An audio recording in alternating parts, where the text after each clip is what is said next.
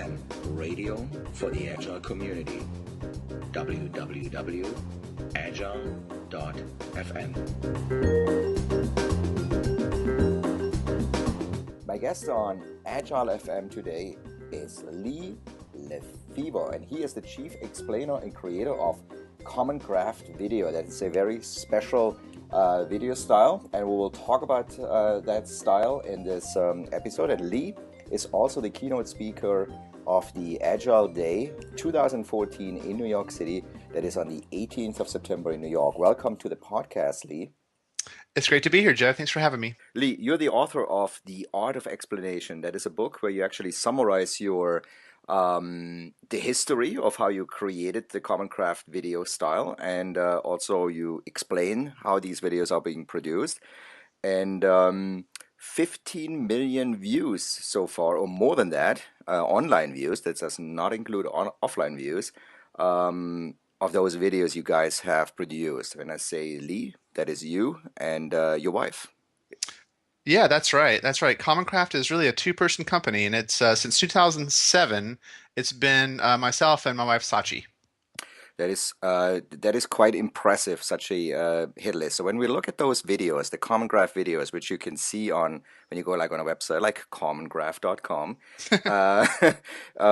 these videos, they look extremely casual, simple, straightforward, extremely powerful though. But they are actually hard to be produced, right? So they take a few days. Could you just walk the listeners who are not familiar with that style through the production process and like the key elements of something like that? Yeah, definitely. We've made probably over 150 or so videos in the last few years, all with the same style that we call Common Craft style. And I thank you for saying those nice things about the videos. I hope that people do feel that way, that they are powerful. I feel like that comes from a big focus on our side on writing, on actually thinking a lot about the script, and then working to really create a matchup between the points we make in the script and the visuals so that they support one another. Mm-hmm. So every video project starts with figuring out what video we're going to make and doing some research, maybe talking to some experts. The members of commoncraft.com are that we give them a tool for suggesting and voting on video titles. So that's where a lot of the video ideas come from these days. Mm-hmm. And we spend anywhere from a few days to a few weeks writing a script. We do that with Google Docs. It's a collaborative process between Sachi and I, and sometimes content, like technical experts. And we usually shoot for around 500 words or less. I think we really like videos to be around 2.5 minutes or so. So that's really closer to 400 words or 380 words or so. Once we feel good about the script, then we start thinking about the visuals. And we do a couple of different versions of storyboards. One are just sketches, and another version actually uses some of the artwork that will actually appear in the final video. And that can take anywhere from 4 or 5 days to a few weeks. Sometimes we have projects overlapping, so we don't often do one project all the way through at the same time. It kind of is iterative, and sometimes things get put on hold a little bit, but there's always kind of something going on. And then once we feel good about the storyboard, then we start preparing for actually shooting the video. And I don't know that many people who watch the videos realize it, but the videos are actually live action stop motion video. There's very few digital elements actually happening in the video, and in most cases, no digital at all. So we actually cut out pieces of paper, colored pieces of paper, and move them on a real whiteboard, and to create the stop motion effect that Common Craft style videos are known for. I would say that a video, every video is different. It's really a wide variety, but we usually say 40 to 50 hours probably for a video. Wow, that's they look very simple. They look very somebody has an idea, wants to explain something, but these videos are used now for you explaining your video series is, I think, I don't know if they have a name, but I could just call them In Plain English, the series. You know, Yeah. Yeah, uh, we just call them Common Craft videos or Common Craft style videos. hmm And then they're also used for other purposes. What kind of things have you seen a little bit out of the ordinary, what people do with Common Craft video style? Well, something that's happening lately, which I think is interesting that we really love to see is, our biggest customers of our membership service is libraries, school systems, teachers, people like that who use them to teach technology mainly in classrooms. And what these teachers have done is now started to make their own Common Craft style videos in classrooms with students. So they use a basic, even an iPad or a smartphone, and use really simple paper cutouts to make a really short basic video about the Civil War or cell division or whatever it is. And the kids, it's a great lesson for the kids because they not only learn about the subject, but they learn about making and sharing media. Hmm And if you go to YouTube and search for Common Craft Style on YouTube, you'll see, over 1,000 videos that these kids have and teachers have created in classrooms. And that's something that I really like to see. Wow, that's a very good example for a good use, right? And they're learning also some basic techniques. It's still Hmm. some art. It's almost like an art project for Yeah. them to get the paper cutouts. Is that something we have to picture your office before you start making those videos? When you think about what kind of elements you're going to use, are they like shoe boxes full of stencils and everything, or how does this look? No, actually, we call the artwork cutouts because we actually do cut out pieces of paper in Common Craft videos, but we actually make them originally for every video. But we have the cutouts are all digitally saved digitally. Hmm They're these days I create each piece of artwork on a Wacom tablet, and then those get colored. I mean, once the outline of the artwork is done digitally, then I actually color them and get them made into. These days, we get them made into vectors and raster graphics because the cutouts are actually part of Common Craft membership now. So we offer our members a library of over 1,600 images that they can use to make their own videos or do whatever they want with the cutouts. So these days, our artwork starts with me doing a digital drawing that's then colored and then vectorized hmm and saved in a library. So now when I make a video, I have a library of a lot of the images we've used in the past to pull from, so I don't have to recreate the wheel, so to speak. Right. But every video, I would say, at least 60% of every video has like artwork that was produced just for that video. hmm Well, so somebody might listen to this podcast right now. Okay, so we're designing digitally and then we're printing out and cutting out. Why not? What's the motivation? I mean, I'm getting a feeling of it, but I want to just hear it from you. What's your motivation of doing that extra step of not staying digital? Is there not appropriate software out there to do that, No, or? there definitely is. It's a good question, and it's something that we've been thinking about a lot more lately. I think that we started making Common Craft videos without a lot of perspective on what could be possible digitally, and it was 2007, so there weren't the tools that there are today, but nonetheless, it could still happen. But I think that what we did in the early days, was responsible for Common Craft becoming what Common Craft has become, and I think it's something that I feel like we would lose something if we moved away from it now. That there's a quality to what we do that's inherent in the way that we do it, Hmm and that's part of the craftsmanship, and that's part of the handcrafted feel of what we do.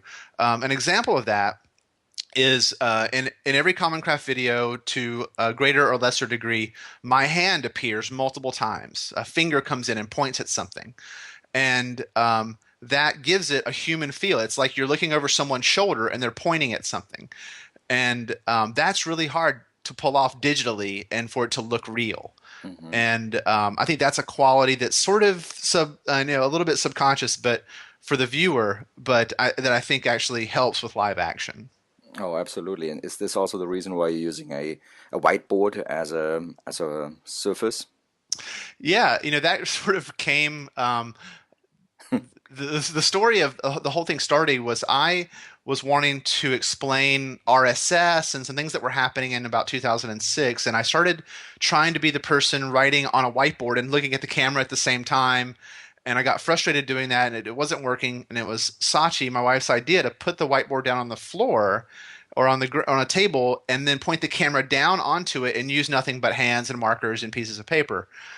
So it sort of just evolved into using the whiteboard. It wasn't a really conscious decision. It was just evolved from what I was trying to do previously. Yeah, I saw one of your videos, which actually shows the production process, and in one of them you were actually wearing sunglasses at night. Yeah. And I'm not sure if you're familiar with that song Oh from the yeah, yeah. 1980s, but it looks like you're wearing sunglasses at night. Oh yeah, well, what happened is we've changed our process since then, but to get the colors right on the whiteboard and to make the images pop really nicely on the whiteboard, we used really bright lights. It takes pretty bright lights, and we were using halogen lights, which are actually really hot. Hmm. Um, and wearing sunglasses was actually an easier thing for me to do then. Since then, LEDs have come a long way, so now we're using LEDs, and that doesn't have the heat or the intensity that the halogens did. So I don't wear the sunglasses anymore, but I did for a while. Okay. Are you good in drawing? That might be a question somebody have. Can I Uh, produce these kind of videos only if I'm actually good in drawing? yeah, yeah. I don't think so. I don't. I mean, I've always liked to draw and doodle, and I think I have some natural ability, but I don't think that that's required. What's now sort of known as common craft style was not an intentional sort of goal by us to create sort of a visual identity in that way. It was just my style of making what looked like a human to me, Hmm. but didn't have the detail. And since then I've learned a lot more about that, and I think that stick figures and figures like Common Craft images that don't have facial features, don't even need really to have fingers, maybe has a smile every once in a while. I think is actually really powerful, and it's something that a lot of people can do. And the power, I think, comes from this reduction of noise, right? I think that's a big part of all the Common Craft videos is there's nothing that appears on the whiteboard or in the scene that is not there for a reason. And I read a book a while back that I really recommend called Understanding Comics by Scott McCloud. Hmm. Um, and in the book, he talks about how the more a face looks like a real human, the harder it is for the audience to see themselves in that character. Mm. So by removing facial features, we allow the audience to empathize a little more and say, "Oh, that's me."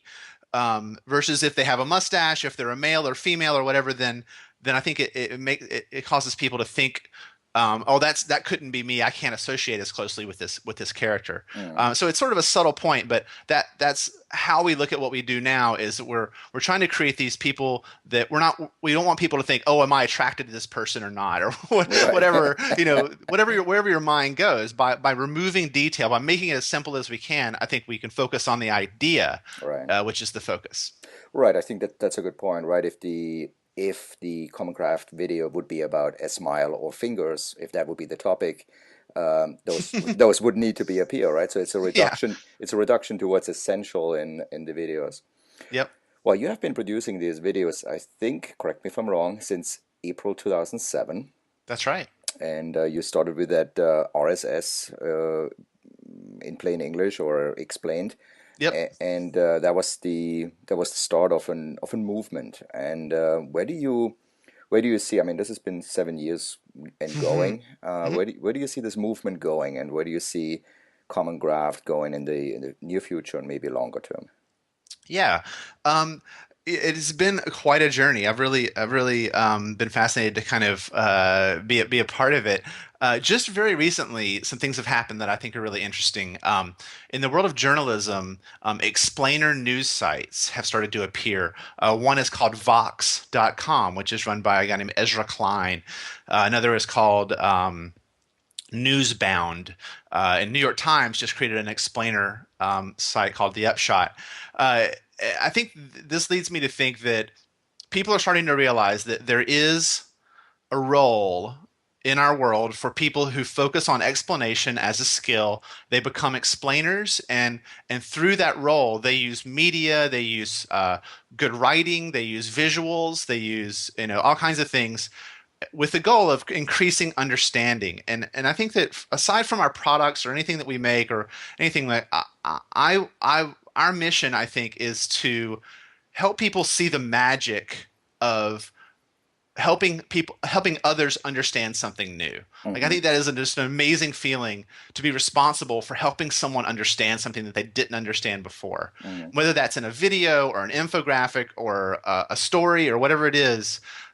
This idea that explanation is this powerful thing that you might be good at automatically, or you might be able to develop a skill. To me, that's what we're really trying to do. And whether it's videos like we've already made, or helping people make their own videos, or even thinking outside of thinking of things like, what if you did an animated GIF that was 5 seconds long that related to an idea in 5 seconds that couldn't be done in any other way? Like, there's all kinds of formats you can use, and that's something that I'm excited to do. Well, at the conference, you're going to keynote on the 18th of September in New York. We will actually have a workshop in the afternoon where a person with the name Elizabeth Kramer, who is a big fan of Common Graph Video and uses them for her own explaining and of product owner work and so forth. We're actually producing a video, a Common Graph video, with some of the attendees who are interested in producing this video. Nice. And we'll show that video by the end of the day during our social hour. So we will see the end result in the spirit of Agile. Oh, that's awesome. That's great to hear. I look forward to that. Maybe that's the first time you see a video being produced in a conference. In a one-day conference. Maybe so. Maybe so. You had there's one thing I wanted to clarify. It's about licensing your videos. I think that's also an element of your work. So you have produced all these videos in the last 7 years. What kind of licensing model is behind, and what's the purpose of that? Sure. We've done a number of different licensing models over the years, but our focus right now is doing it through a membership service. So Common Craft is we have over 60 videos in our library. And when someone becomes a member, whether it's an organization or an individual, they can have access to our complete library of videos, and then we give them tools for downloading the video file so they can take it and put it into a presentation or on their network at work. We also provide embed codes like a YouTube video so they can share that on public websites if they want, or even private websites. It doesn't matter as long as the embed codes work with that platform. So that's really how the licensing works now is through that membership service.